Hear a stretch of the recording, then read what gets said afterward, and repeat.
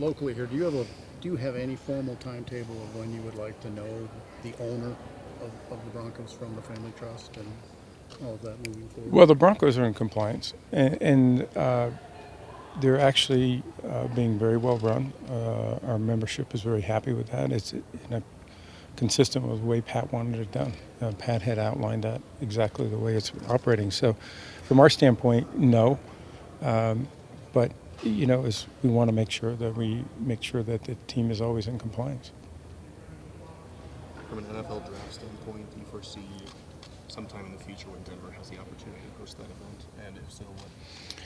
Well, one of the great things is that there's been so much interest in hosting it. I think we had 14 cities that were in Philadelphia, obviously looking at the event, figuring out how they would do it. And it's gotten more competitive because I think people see the value of hosting that. This is a great community with a lot of passion, and I think they'd be great hosts. And I can't imagine we won't be here someday. The hard part for us now is being able to try to get everywhere they want us. But that's a good problem to have. In that regard, would there ever be a chance for them to host the Super Bowl here? You're in New York. It's happening in a couple of cold weather places. They have this facility now which could allow for practice during a bad weather week. Would there be any talk or thought of have a chance for them to host the Super Bowl? Well, again, I think that is the competitiveness of hosting the Super Bowl is even more competitive. The requirements, the infrastructure is required not just from a facility standpoint, but hotel rooms and all the other events that take place. There's a lot that has to be done, and there are probably certain communities that couldn't do that. I don't think this is necessarily one of them, but that's what the bid process is for, to show us how you would address those issues. We had a great experience in New York. There is a ongoing debate about whether you want the Super Bowl to be done in a perfect climate with conditions that are perfect, and that's probably an ongoing debate, and people have different views.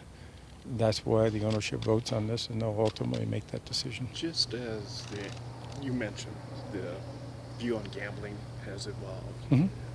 Current players, former players have evolving views on marijuana and how that can be used to combat pain in a more productive way. Where's the league at that on that subject right now? Well, where we've always been, which is this is really a medical issue. If pain management is something that medical marijuana can address responsibly, that's something that our medical community is evaluating.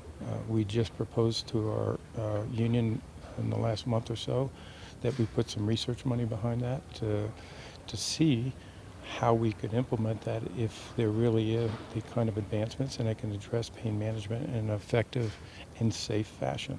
And that's something that I assume will get a lot of discussion, but hopefully and also a lot of research and medical opinions that can help us make the best decision. You surprised me a little bit in the discussion with the fans. There was one question where the fan was obviously saying political stances by players could have a negative impact on the way people view the league. And then you gave props to Brandon Marshall here for his involvement. Do you think Colin Kaepernick is being punished for his activism?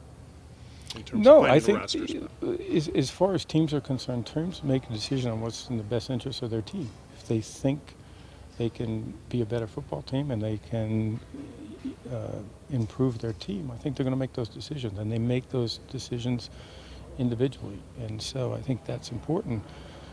From my standpoint, the question was really about the importance of players having an impact in their communities. They can. They have to be responsible in the way they do that, and they understand that.